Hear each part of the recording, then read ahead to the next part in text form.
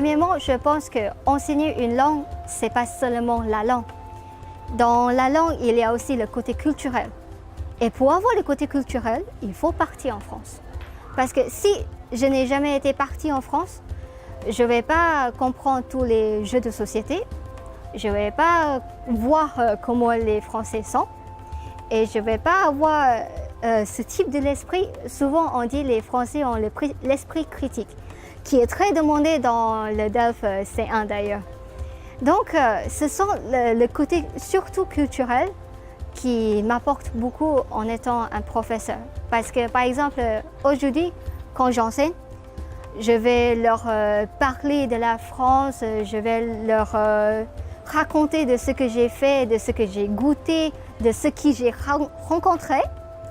Et c'est ça qui motive les élèves ensuite de penser « Ah, je veux bien apprendre le français pour pouvoir partir en France ensuite ». On est là pour enseigner la langue.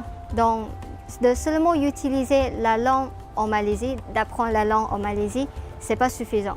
Parce que on sait que la langue française, il y a le côté très différent de la langue qu'on apprend et aussi la langue qu'on utilise.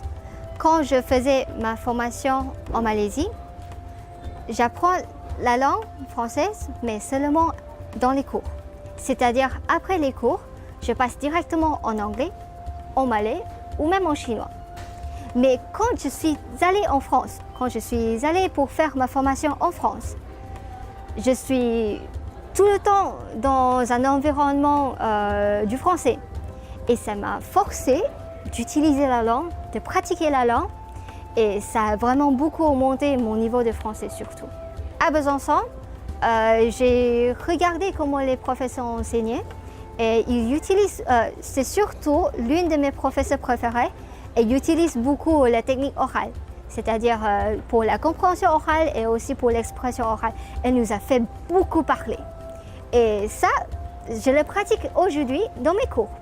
Je parle beaucoup, mais en même temps, je force les élèves de beaucoup parler aussi.